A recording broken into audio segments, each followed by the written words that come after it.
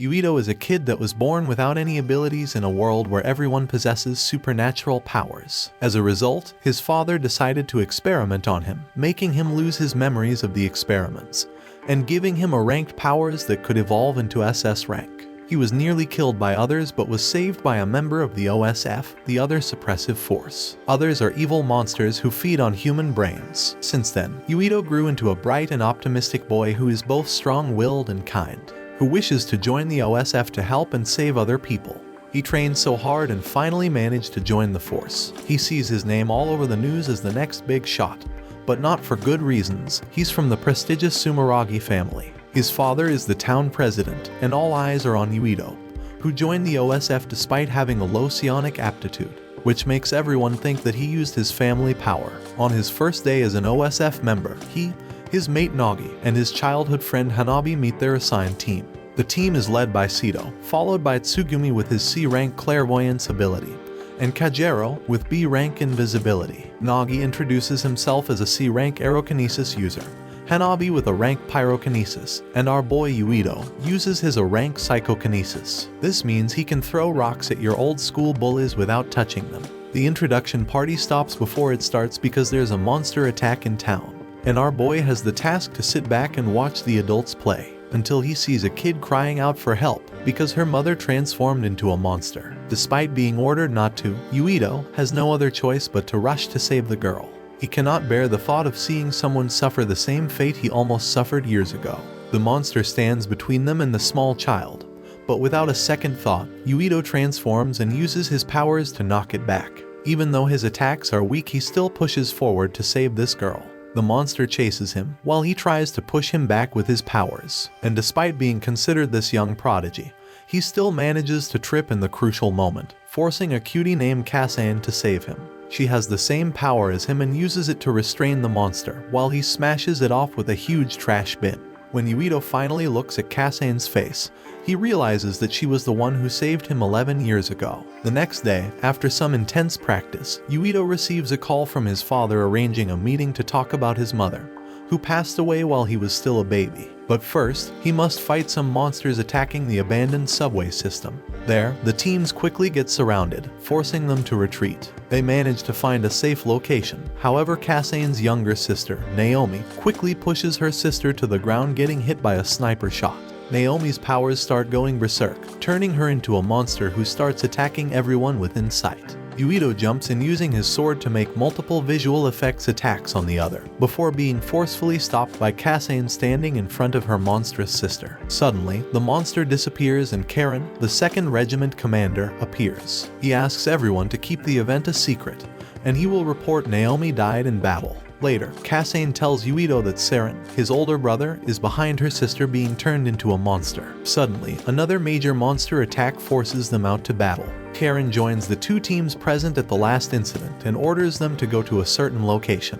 While on their path, Yuito notices Naga's memories about the incident aren't precise. He got mentally disturbed and spent a week in the hospital. Suddenly, they lose all forms of communication and get surrounded by other OSF members. The OSF accuses their platoon of performing human experiments. Luca, Karen's younger brother, shows up using teleportation and tells them to run. Karen shows up, and Luca tries to hit him with his hammer, but is quickly knocked back. Karen transforms into his fighting form and unleashes his power, SS rank Brain Eater. He can copy anyone's skills and use them.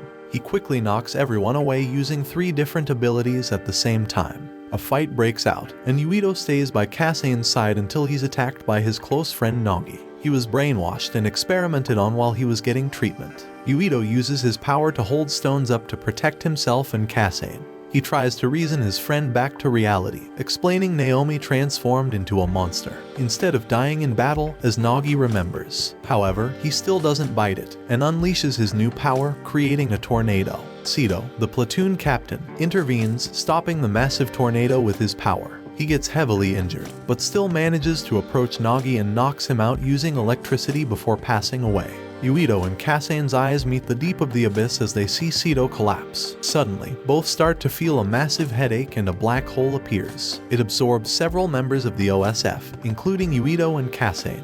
The two find themselves in a dark place, filled with red strings, and notice a screen, where they see Yuito's ancestor from 2,000 years ago. but they're separated by some strings, and Yuito wakes up in the same place he was before being absorbed. But Kasane is still missing.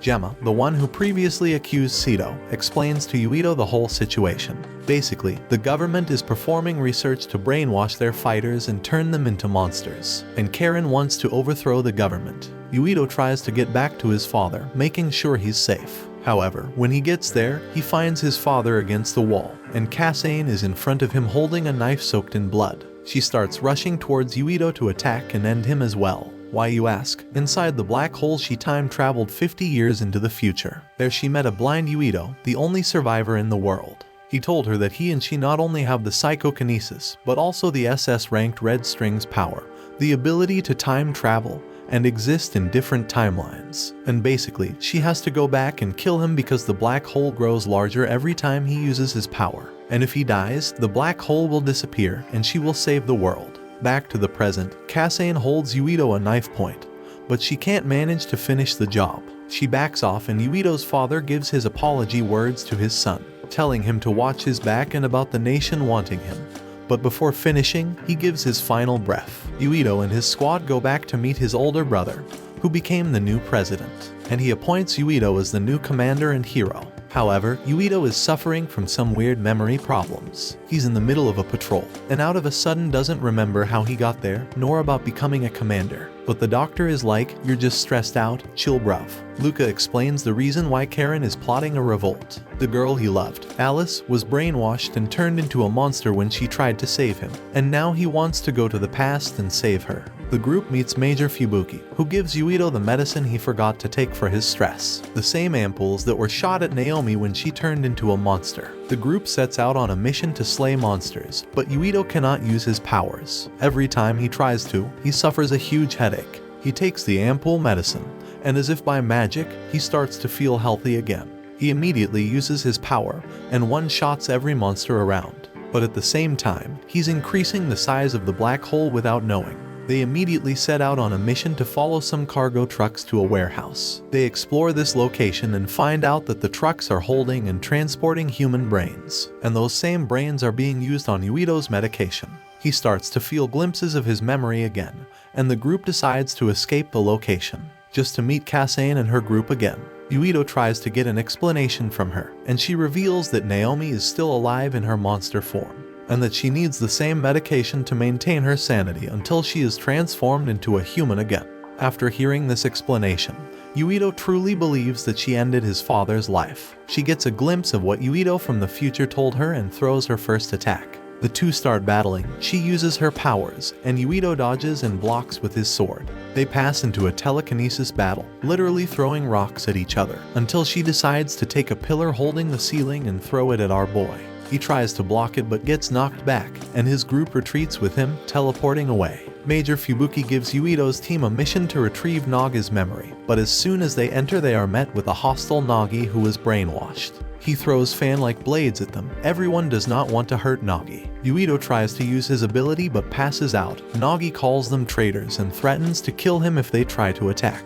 Yuito and his team later woke up in a room restrained in chairs. There he meets a scientist who claims to have met him and experimented on him 17 times 11 years ago. And his memory loss is because of his power, because before being experimented on, Yuito had no psionic power. The doctor now wants to dissect Yuito, as he developed a strong ability and is the perfect test subject. Major Fubuki shows up to save them and tells them to leave. While walking outside the building, Yuito learns that his brother set him up as a traitor, and he's now wanted for trying to steal government information. Karen shows up to recruit him, but gets rejected. He then mentions Yuito and his group going to Tochitsu, an independent city that wouldn't mind having a wanted criminal. Yuito heads with his crew to the new city, where he's welcomed despite never meeting them before. They are taken to a room, and Yuito is told to interact with a book to know about the history. A hologram of Kyoko, Kasane's squad leader, appears, and she reveals to be a design child, a genetic clone created by Tochitsu 2,000 years ago. 3,000 years ago, the world faced a major crisis, and humans were forced to live on the moon for survival.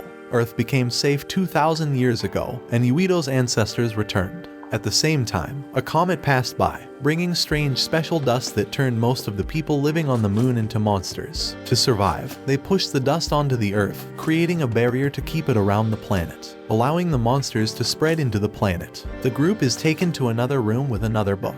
Yuito touches it and is unable to move. Tojutsu wants to take over his brain and use his power along with Kasane's, who was also taken by them. Luckily, she was saved by Kajero and manages to establish contact with Yuito to release him from the trance. Tojutsu's goal is to use Yuito's and Kasane's power to return to the past and never go to Earth. Both Yuito and Kasane's group manage to evacuate the location and meet outside. They exchange information and everything is revealed. The reason Kasane tried to kill Yuito, Kasane also being a design child, and Kajero being one of the moon people who came back to Earth 2,000 years ago. He survived inside a cryogenic chamber and pretended to follow Tojutsu's orders after waking up. The group separates and will carry out their new missions. Kasane's group will go back to convince the revolution to stop, and Yuito will do the same for his side. Upon returning to the city, Yuito is still considered a traitor and faces Nagi, who is completely brainwashed and has now S-ranked power. Nagi uses his daggers combined with his wind power to attack. The group manages to dodge and block it, but Nagi rushes towards Yuito, who doesn't want to fight his best friend. Nagi releases his immense wind power, pinning Yuito's comrades to the ground, and Yuito tries to run, taking the fight to another place. The all-out fight begins, forcing Yuito to use his powers to block Nagi's attacks. However, he starts to feel headaches. Nagi throws a dark wind ball at Yuito's back, projecting him across the street. Yuito manages to get back up and heads to the building they used to practice in secret. He uses his talk no jutsu to some effect, but Nagi's brainwashing starts to overload. But after a huge headache, he returns to his previous state, asking Yuito for his brain.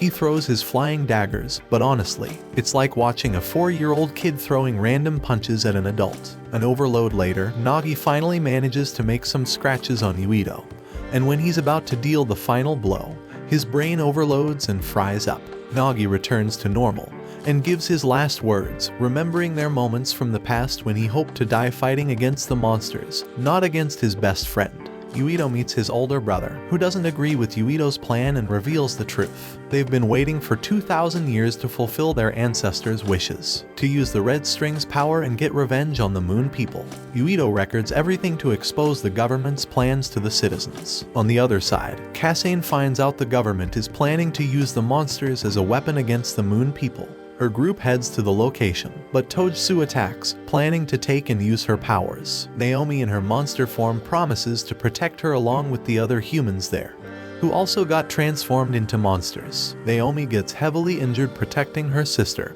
and they exchange their last words before she vanishes. At the same time, Karen appears and sees his loved one, Alice, the one who turned into a monster, as she also vanishes away. Karen, enraged, copies Kasane's Red String's power and heads to Yuito's location, where he's broadcasting what his brother told him. But at that moment, Karen appears and copies his power. Watch this next video. See you on the next one.